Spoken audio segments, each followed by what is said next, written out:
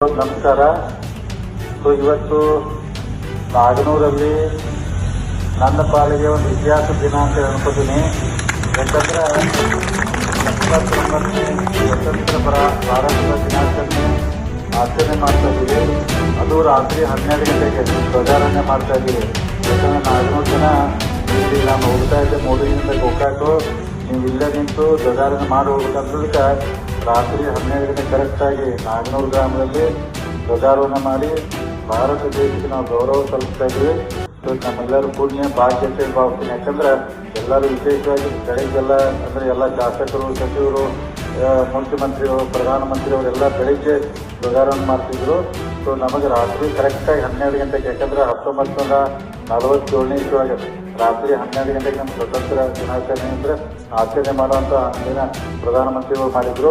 ಇವತ್ತು ನಾಗನೂರಲ್ಲಿ ಎಲ್ಲ ಯುವಕರು, ಹಿರಿಯರು ಎಲ್ಲರೂ ಕೂಡಿ ರಾತ್ರಿ 12 ಗಂಟೆಗೆ ಧ್ವಜಾರೋಹಣ ಮಾಡೋಂಥ ನನಗೆ ಅವಕಾಶ ಮಾಡಿಕೊಂಡು ಇದೊಂದು ಪುಣ್ಯ ಇತಿಹಾಸದ ದಿನ ಅನ್ಕೋತೀನಿ. ತಮ್ಮೆಲ್ಲರಿಗೂ ಈ ಭಾರತದ 140 ಕೋಟಿ ಜನ ಎಲ್ಲರಿಗೂ ಆ ಭಗವಂತ ಪರಮಾತ್ಮ ಸುಖ, ಶಾಂತಿ, ನೆಮ್ಮದಿ, ಆರೋಗ್ಯ, ಐಶ್ವರ್ಯ ಬಾಯಿ ಎಲ್ಲರೂ ಕೊಟ್ಟು ಎಲ್ಲರನ್ನೂ ಕಾಪಾಡಿ ಎಲ್ಲರೂ ಅನುಕೂಲದಿಂದ ಬಾಳಿ ಬದುಕಬೇಕು.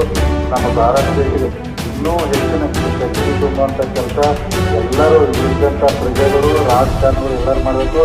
ಮತ್ತೊಂದಲ 79ನೇ ಸ್ವತಂತ್ರ ಭಾರತ ದಿನಾಚರಣೆ ಅನಂತ ಹಾರ್ದಿಕ ಅಭಿನಂದನೆ ತಮಗೆಲ್ಲ ಸಲ್ಲಿಸ್ತೀನಿ. ಭಗವಂತ ಪರಮಾತ್ಮ ತಮಗೆಲ್ಲರಿಗೂ ಒಳ್ಳೆಯದು ಮಾಡಿ ದೇವರ ಕಡೆ ಪ್ರಾರ್ಥನೆ ಮಾಡ್ಕೊತೀನಿ. ಎಲ್ಲರಿಗೂ ಒಳ್ಳೆಯದಾಗಿ.